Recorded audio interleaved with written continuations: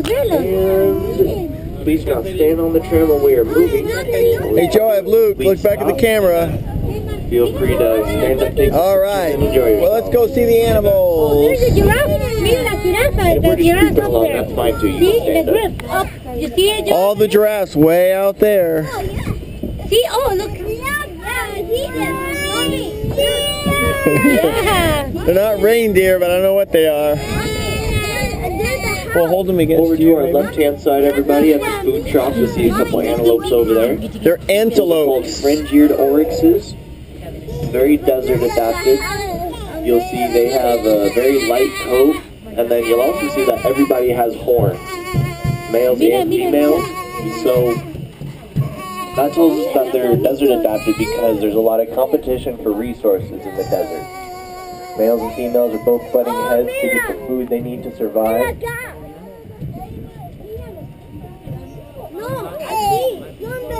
Sí, mi amor, los bebés. Y mira los flamingos en la derecha, Joan. Then coming up on our right-hand side, everybody, we got some flamingos out there. These are greater flamingos. Some of you might be wondering, hey Matt, why aren't these more pink? Let them do whatever makes them happy. Greater flamingos are one of the bigger species, so they need that lighter color to better reflect the sunlight. Or not reflect the sunlight, excuse me. They need that lighter color to better blend in. So you'll only see the pink on them when they really spread their wings out. You'll also see they're kind of sifting around in the shallow water with their beak. What they're doing is flamingos have very specialized beaks with these little hairs in them. And what they're doing is they're pumping the water through their beak. And those little hairs are pulling out little invertebrates in the water, like a filter. So it'll pull out like little invertebrates like krill, which is where they get their pink color from, as I'm sure some of you know. So what we see here, everybody, with the fringe-eared oryxes and how they're very desert adapted, and the flamingo's specialized beak is these animals have special qualities to them that help them fit into their environment. So as we go along today, I'm going to point out those special qualities in the animals. And then I'm also going to point out some of our more endangered animals as well. And that's what we're trying to show here as a conservation organization is, you know, every animal plays a special role in their environment where they're needed. And that's why we're trying to protect these animals, to protect the entire environment that they live in.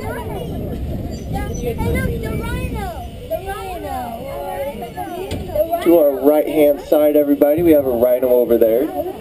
That is Lumbe. She is an East African black rhino. East African black rhinos are very endangered. There's about 2,000 of them in the wild. So we are working on breeding them. We've had 14 born here at the safari park. And I know that doesn't sound like a lot, but it's actually a world record. Yet these rhinos face problems because of poachers. People will poach the horn and use it for a variety of stuff, like fancy dagger handles, and ancient Chinese traditional medicine says that if you grind the horn up, put it in a tea or something, that it will cure the flu or seizures or something like that, which it won't. A rhino's horn is made out of the same exact stuff as your fingernails. It's just a big condensed fingernail.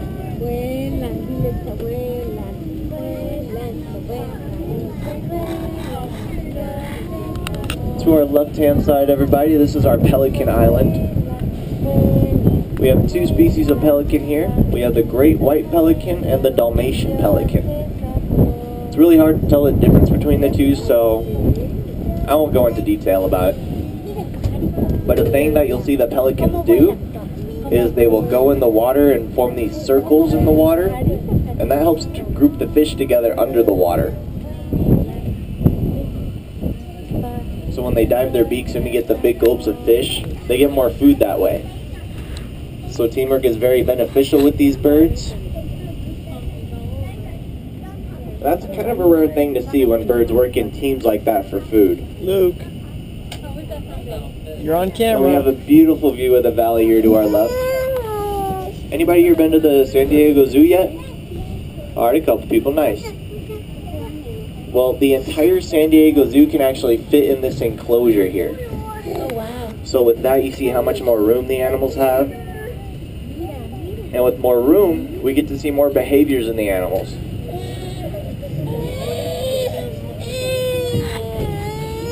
Hi, So as we Calvin. go along today, hopefully we'll get to Hi, see some of that. What you doing? Are you not happy? Are you not happy? Now as we go along here, I don't Big recommend ol' taking smile. pictures on the right side. It's a really quick glimpse. But there's a few animals over there. We have some light brown ones that kind of look like sheep with ram horns. Those are called oodad. Awesome word to say. Oodad are kind of in their own family, so I don't like calling them sheep or goats. They've got these big ram horns like a sheep, but big beards like a billy goat. So they're kind of in their own family. He's just cold now. Cold and tired. Qué padre, mi amor.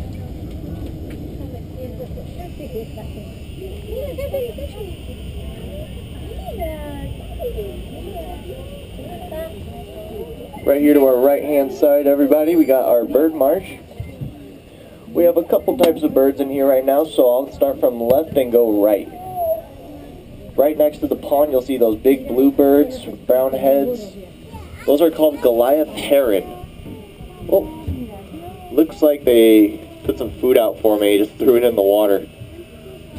But those are the tallest birds in the heron family. They stand about 4 feet tall. And we'll see if he's going to go for his food in there. You'll see that their beak is very specially built for what they do. It's built to just pick little fish out of the water. And as we go right, you'll see those birds standing on the boulders there. Those are the Western Rupell's vulture. Highest flying birds in the animal kingdom. Get about 30,000 feet in the air. To give you all a better idea, that's about as high as your average jetliner. And then you'll see these kind of duck-like birds hanging out near the bottom of the rocks. Those are called Egyptian geese. And then the white birds near the back, those are called yellow-billed storks. And a cool thing you can do when you have all these birds together is compare their beaks. Pretty cool birds, huh? The storks and the herons have that long, sharp beak, good for picking fish out of the water, like we saw him attempt earlier. It looks like he's going to go for it again. Neat. And then the Egyptian geese, you'll see they're grazing in the grass there, which is what their bill is specifically for.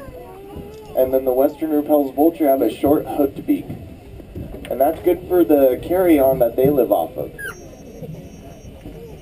So you can tell a lot about animals just by comparing little things about them like that. Really neat stuff.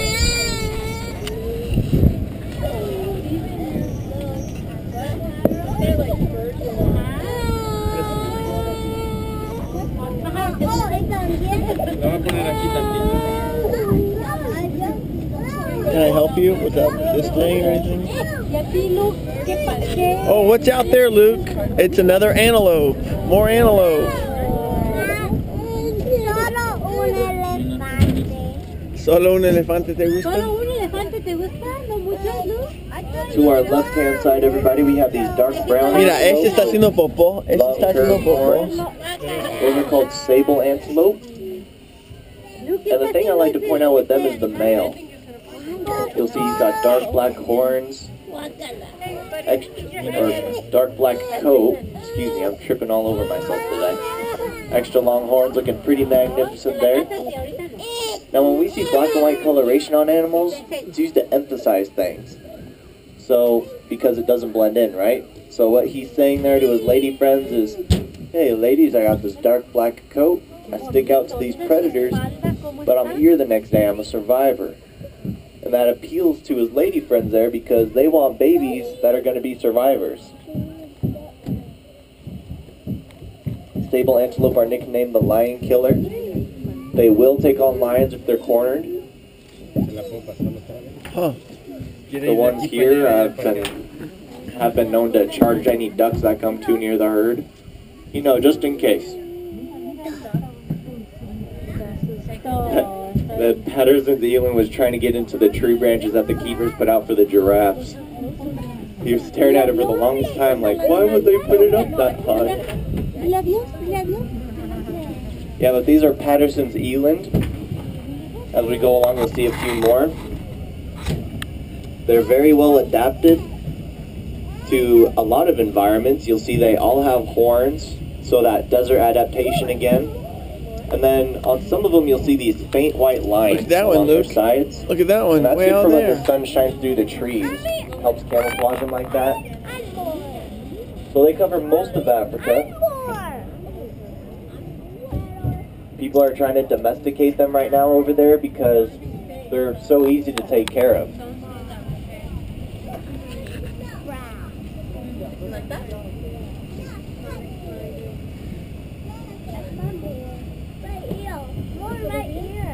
And then a couple wildebeest as well, familiar face from the Lion King. Oh, those are the, wait, where? Those are the wildebeest right there? I don't know what they're doing there. They're kind of rubbing their heads together, but it's not really sparring. Those are, in the cartoon, the Lion King. They're called those are those behaviors I was talking about earlier, though. Okay.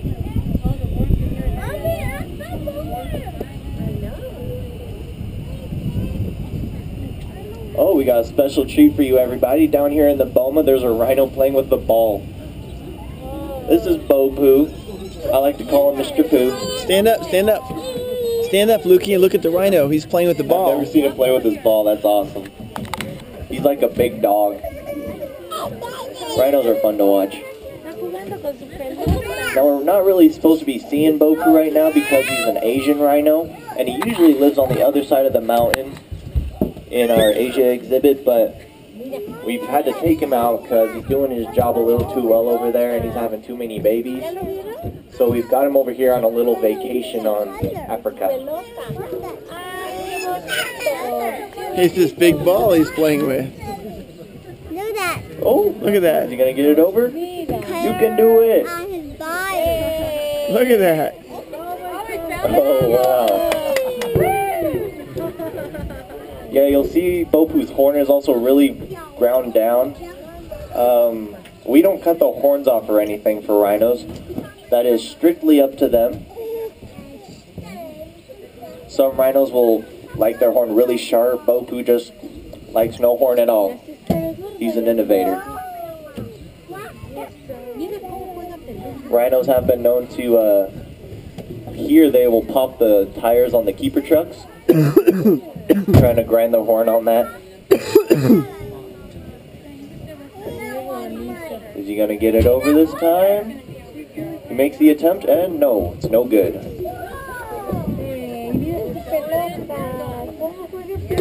Alright.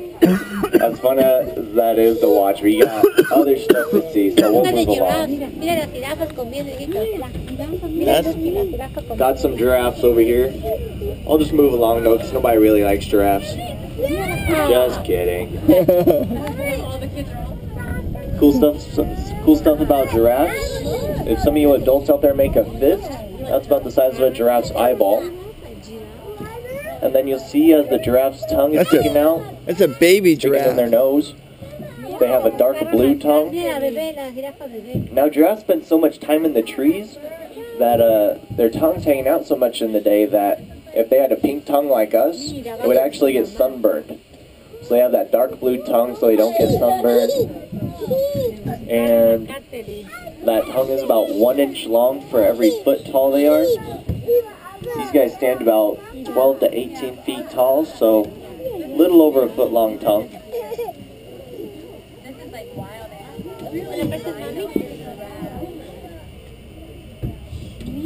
Couple babies out there as well. Cool things about baby giraffe, they're born around 6 feet tall, 150 pounds. So they are born big. I'm 6 feet and I've been working on it 20 years. Those giraffes back there are about 6 months and they already tower over me. To our left-hand side, everybody, there's some antelope sparring out there. A little bit of a dominance thing. Those are Hemsbach oryxes. Also very desert adapted, very similar to the ring-eared oryxes we saw earlier. Just a bit of more You're lavender missing color. all the animals, Lukey. Now we usually let sparring happen. It's not a big deal. They do it every day. Usually goes on for a couple minutes before someone walks away. This is quite the tour though. Got both playing with the ball and antelope sparring.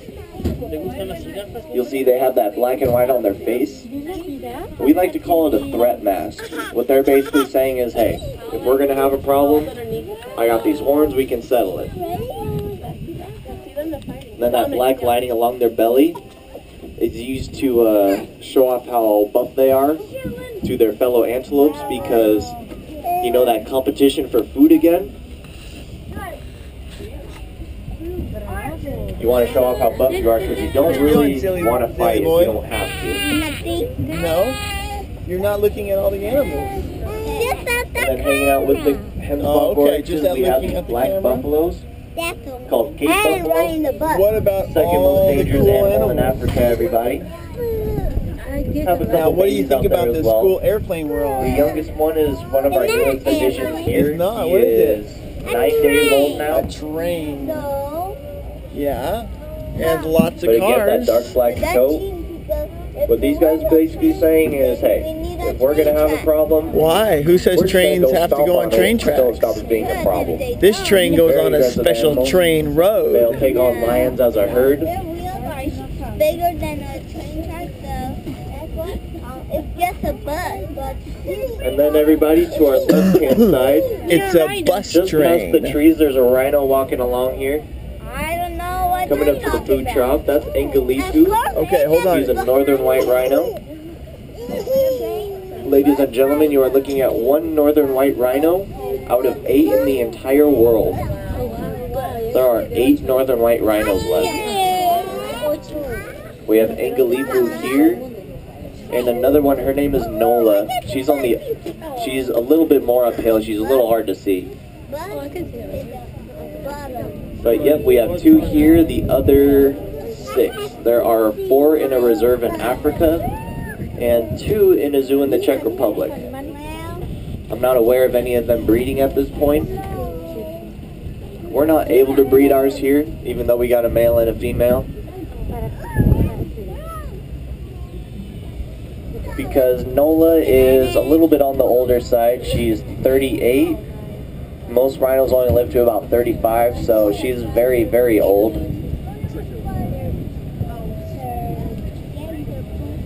So the best we can do here is keep them comfortable, and they're very comfortable here. They usually like to pick one spot and just lay there all day.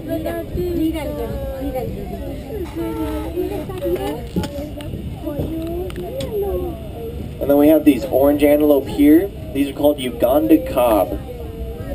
Very forest adapted. You'll see these are females, so they don't have horns. If we see a male later, he will have horns.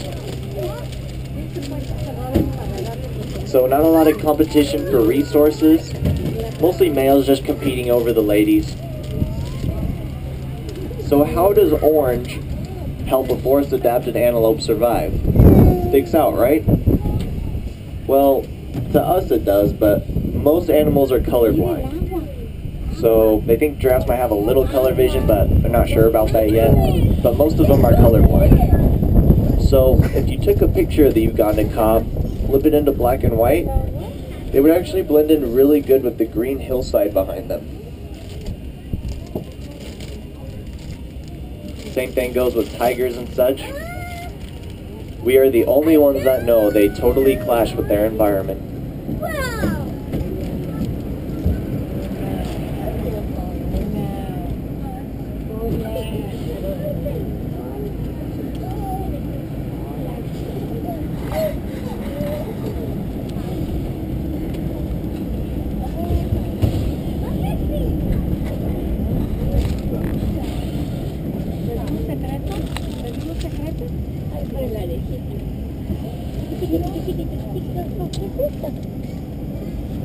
Another stunning view of the safari park as we go along here. See what you have, Luke? Look out there. That's what it's all about, everybody. Last time you're going to see all those animals. Relax in, staring at giraffes with your familia.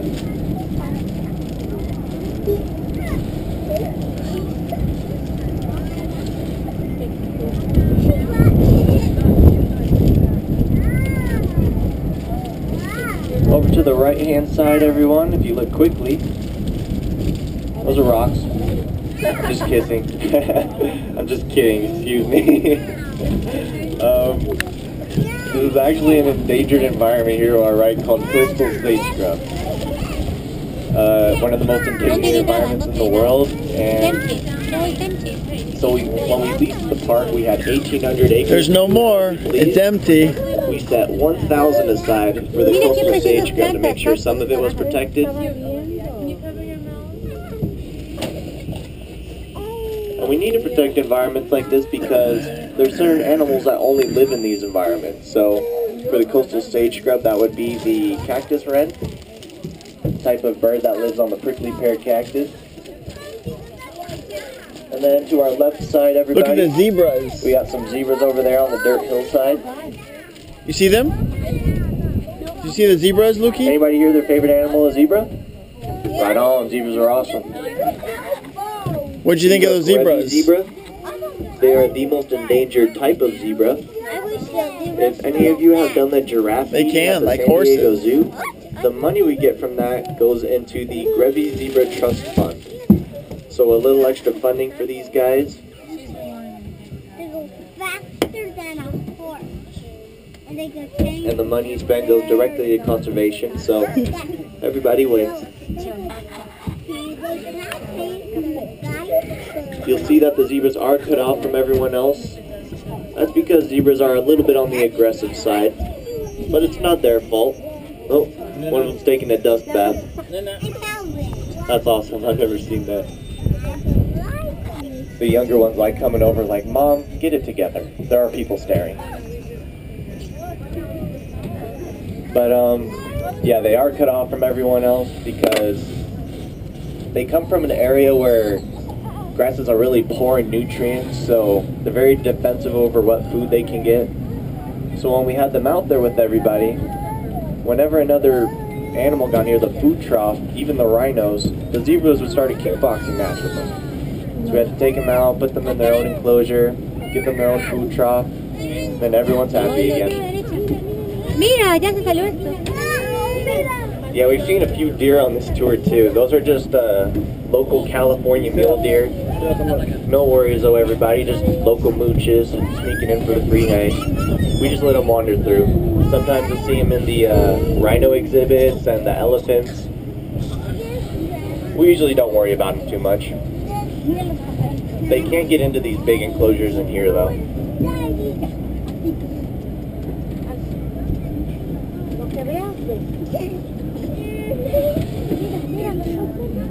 Coming up on our left-hand side, everybody, we have another rhino. This is Chuck. He's a southern white rhino. And earlier we saw the northern white rhino, Angalifu. This is a little bit more of the brighter side to conservation.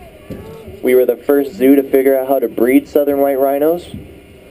They're kind of our mascot here. They're the rhino you saw on the sign when you pulled in today. What happened was we had a pair of southern whites for the longest time and they would never breed.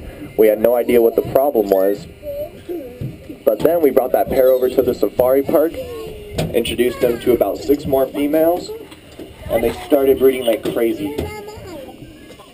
The first father sired 50 babies within the first 12 years of his career. A little bit of a workaholic, but we figured out what the problem was that the females wouldn't have their babies unless she had her girlfriends around to help protect the babies. So when we figured that out, we told the other zoos, everyone started breeding their southern whites, and now the southern white rhino is one of the only rhinos off the endangered species list. So, yep, right on. Saving rhinos. So it just goes to show that if we catch the problem early enough, we can fix it. Their numbers are up to 20,000 now. They were down to about 100 at one point. They were actually declared extinct for a little bit, and then we randomly found a herd in Africa, 100 of them. So got very lucky on that one. Okay, 1, 2, 3. Monkey. So we got to see a lot of cool stuff today, everybody. Got to see deer, and folks playing with the ball. and we got to see a lot of the adaptations on the animal to help them survive in their environments, like with the birds and their beaks. And then we also saw some of our more endangered animals as well, like Angaluku, the northern white rhino, and Lumbe, the East African black rhino, as we passed by her one more time. And that's what we're trying to show here as a conservation organization. Now, I know what you all must be thinking at this point. How can I take my child's college fund and give it to the safari park? Well, you don't have to go that far. The ticket you bought today, any food you buy, any souvenirs, all of that money goes toward the food bill and the vet bill. All of that good stuff. Anything left over gets put into our research fund. We have research going in 35 different countries, researching 150 different types of animals. So we are all over it. But that wouldn't be possible without all of you coming out today. You know, we don't get any government funds or anything for what we do. All of our money comes from our guests visiting us, so a special thanks to all of you for coming out today. I'm sure the animals are very appreciative, as much as I am and everyone here at the safari park. Wave goodbye to our fellow tram riders as they head off on the cheapest flight to Africa.